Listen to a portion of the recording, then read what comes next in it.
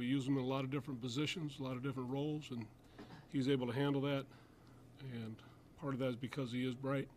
So he's been an important piece for us. And what has allowed the secondary, just the younger guys, Derek Forrest, St. Juice, that have really meshed well with the veterans you have back there? What has it been with that group that has really allowed them to kind of take off, it feels like, this season? I think as a whole, we're just continuing to work at understanding where we belong, the communication, the execution, understanding the assignment and how it all plays together, and how, the ability to communicate and adjust as things happen and occur, and,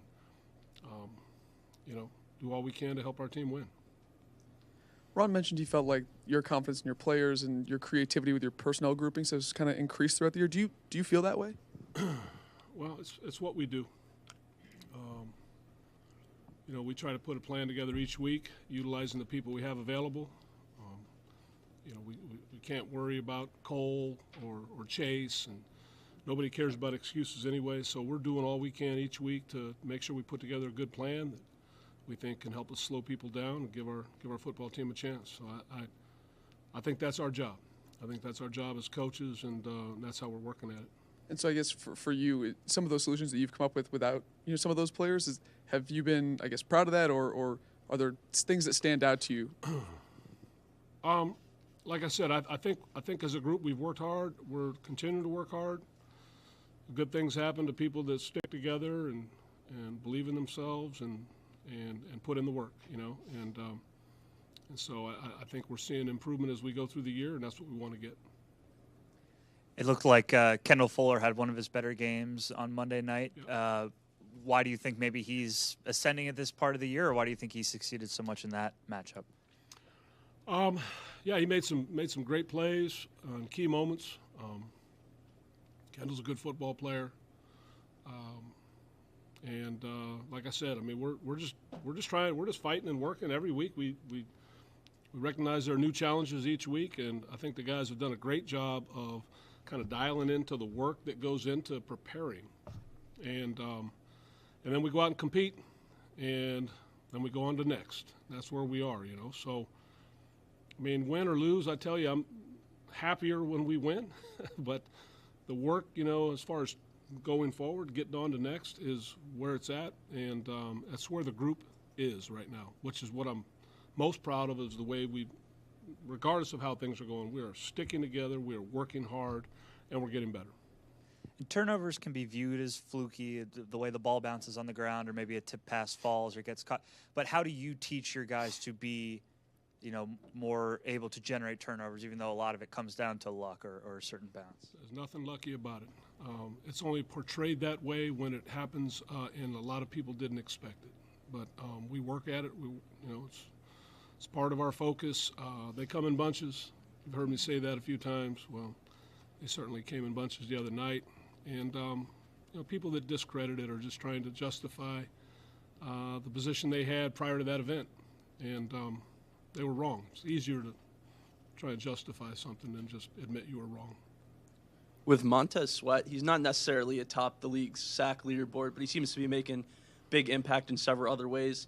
Where have you seen growth from him from maybe last year to this year, and even from like week one until now? Yeah, again, I think he's like a lot of our guys. I think he's putting in the work every day. He's been really effective, getting a lot of pressure, playing, I think, as good as anybody in the league on the edge against the run. And he's been really close on a lot of, a lot of opportunities or situations where he's getting pressures and they could easily become sacks. And the numbers could jump, and then everybody be talking about how great he's doing. I think the effort, the energy, the commitment, all those things are what we're looking for. And when you do that over time, the numbers come. What does it do for a defense when you're generating a lot of pressure, specifically from the interior? Is that harder to defend for offenses? Or, you have Jonathan and Duran, obviously. I think it goes, hand in hand, pressure and coverage. Certainly when the quarterback has trouble stepping up, I think that kind of brings everything to life. So, getting the interior push that we get, in particular with John and Duran, has been really strong throughout the year. Is that kind of what separates good pass rushes from just okay ones, or how does that kind of factor into? Well, I mean, if the quarterback can step up, then it's hard to be really effective rushing the quarterback. So I think you have to get some type of internal push so that the quarterback can't just step up and deliver on time. So that's definitely a big part of it. And Coach, looking at Davis Mills, he seems like a quarterback who's willing to hold the ball for an extended period of time. Does that change the approach or the message to your guys at all? I think Mills is a good young quarterback. Got a live arm. He's intelligent, and so yeah, we're preparing to do all we can to help slow him down. But we have a lot of respect for what they're doing, how they're operating. They're running the ball very well. They've got capable players throughout their roster, and we're just getting geared up to do all we can to help slow them down enough to find a way to win as a team. And you mentioned them running the ball pretty well. Is there anything that they're doing with Dameon Pierce that kind of stands out that you're willing to share without tipping your hand too much? No, other than I would say, I mean, I'm not going to get into specifics, but when you watch the film, it gets your attention. He runs extremely hard. They do a good job with design and execution, and I think he's as hard a runner as there is in the game. Last week we talked about a pass interference call against St. Juice, and you disagreed with it. Kind of the same thing this week. I'll spare you the fine. I won't ask you about it. But is there a situation where you come and you say, hey, we're in the right, but they've called this 2 weeks in a row. Maybe we need to change what we're doing? No. I like what he's doing. I like how he's doing it. I want him to continue to challenge and play the way he has. I think he's playing outstanding football for us. Are you part of the submitting those to the league process? Do you ever get those reports back? Yeah, it's not something I waste a lot of time on. First, how has Chase Young looked this week? Okay, working hard.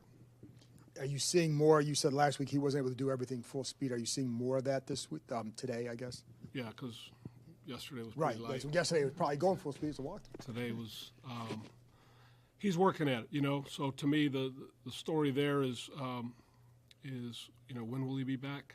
And the answer is when he's ready, and he's working hard. And we'll put him out there when we think he's ready to be productive and protect himself. And then Derek Forrest, just talk a little bit about his growth and just where is the biggest growth you've seen from him? I think several of our young players have improved, which is a credit to them, working really hard. The staff members that are working with them. You look at Benjamin. You look at Jamin. You look at Derek. They're all making big plays for us. They're all improving players. They're all playing with more and more confidence, and that's a great thing. So I think Derek has shown he's got a nose for the ball. He's a physical guy. He'll come down and really lay the wood, and he's active in the back end. So he's played well for us, and Bobby being able to move down and play some nickel, and Cam being flexible and being able to play that role, and those guys being interchangeable. They're allowed Defoe to do what he can do in the back end, and I think the group is doing well, and I think Defoe's a big part of it. Obviously, when the offense controls the clock as much as it did this week, that's great for your side. But in general, when the offense is steady, that they're keeping possessions longer and are able to maintain the clock in a more normal way, what does that do for your guys on defense? How does that help you guys? Well, that's called complementary football. So I think we saw some examples of that. Obviously, as a staff, we're fired up about that. It's good for the team. Special teams, defense, offense, all three phases trying to help each other find a way, complementary football, so that you can win football games. And that's where the focus is. I think loved it, loved seeing them, run the ball the way they did effectively and move the chains and possess it. And obviously you know, we had a couple key 3 and outs and some big turnovers. And so when you add all that up, it ended up being a great performance last week, and then now we're moving on. But you know, obviously it's complementary. You know, we affect each other, and we're trying to do it in a positive way. Obviously, if there's too many 3 and outs, the defense can get worn out as you're coming back. But for you as the coaching staff, does that also have an impact because you don't have as much time to look at the pictures or discuss what to do? Yeah, you're drawing some conclusions that are on the money. That's just what it is, you know. So, but obviously, when you're doing it in a when I say complimentary, you know, we've got plenty of time if they're grinding it out the way they did and moving the ball and we're able to stay fresh and get some stops. So I think it went hand in hand. Last one. And you're Oh, sorry, go ahead. I just have one quick question. Bobby McCain, you guys have been using him more in the slot. Is that a product of Derek Forrest playing really well, or is that more you can because he has experience at both corner and safety, Bobby? Yes. Thanks. They're all accurate, I mean, statements, you know. So, and that allows the flexibility. from your days as a player and as a coach, what would you say is the hardest part of going from a game against a high-intensity game against an undefeated opponent like you had last week, and then the next week you're going against an opponent whose record isn't quite the same as Philadelphia's was? Yeah, as a player who's been a part of both sides, and as a coach who's been involved in games in those situations, I know how important it is that we prepare and that we go compete and be ready to strain for 60 minutes, because the NFL is full of talented players and coaches. And those that are disrespected are always scary because they all have talent. We all have talent. So we are going in looking for their best and preparing, respectful, because we know what it feels like to be disrespected. We were disrespected last week and have been quite a bit over the first start of this year. But it doesn't really matter because our focus is on our preparation. But I think the understanding, the respect for the game, and the coaches and the players that work so hard to prepare each week, it's legitimate. And I have countless examples of why you should throughout my playing and coaching career. So, hey, you get these opportunities to go compete, you get yourself ready, and then you go compete. And then when the game's over, you either go home happy or you don't. But that's what it is.